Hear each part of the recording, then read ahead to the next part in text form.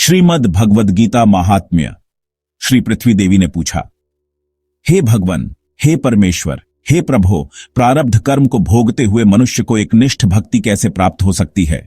श्री विष्णु भगवान बोले, प्रारब्ध को भोगता हुआ जो मनुष्य सदा श्री गीता के अभ्यास में आसक्त हो, वही इस लोक में मुक्त और सुखी होता है तथा कर्म में लेपायमान नहीं होता। जिस प्रकार कमल के पत्ते को जल स्पर्श नहीं करता, उसी प्रकार जो मनुष्य श्री गीता का ध्यान करता है उसे महापापादि पाप कभी स्पर्श नहीं करते। जहां श्री गीता की पुस्तक होती है और जहां श्री गीता का पाठ होता है, वहां प्रयाग आदि सर्व तीर्थ निवास करते हैं। जहां श्री गीता प्रवर्तमान है, वहां सभी देवों, ऋषियों, योगियों, नागों और गोपाल बाल श्री कृष्ण भी नारद, ध्रुव आदि सभी पार्षदों सहित जल्दी ही सहायक होते हैं।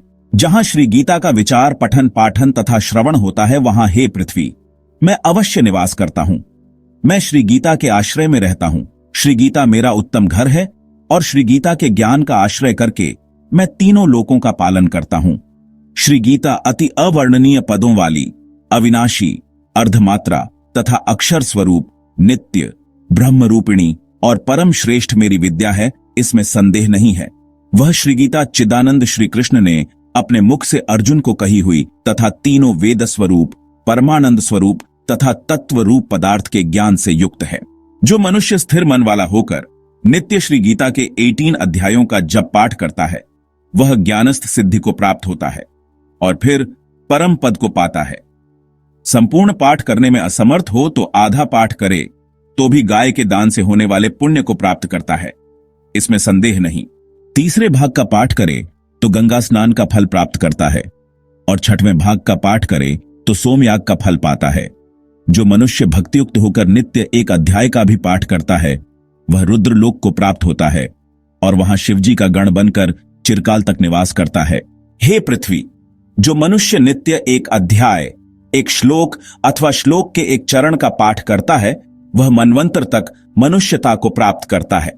जो मनुष्य गीता के 10, 7, 5, 4, 3, 2, 1 या आधे श्लोक का पाठ करता है, वह अवश्य 10,000 वर्ष तक चंद्रलोक को प्राप्त होता है।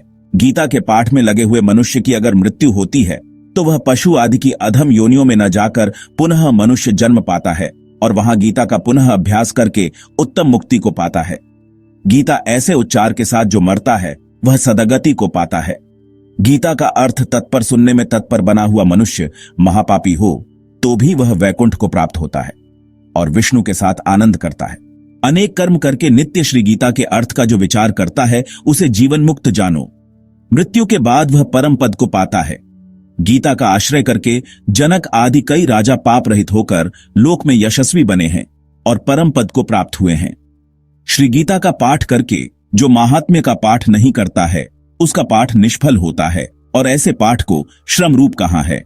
इस महात्म्य सहित श्री गीता का जो अभ्यास करता है, वह उसका फल पाता है और दुर्लभ गति को प्राप्त होता है। सूत जी बोले, गीता का यह सनातन महात्म्य मैंने कहा। गीता पाठ के अंत में जो इसका पाठ करता है, वह उपर्युक्त फल प्राप्त करता है।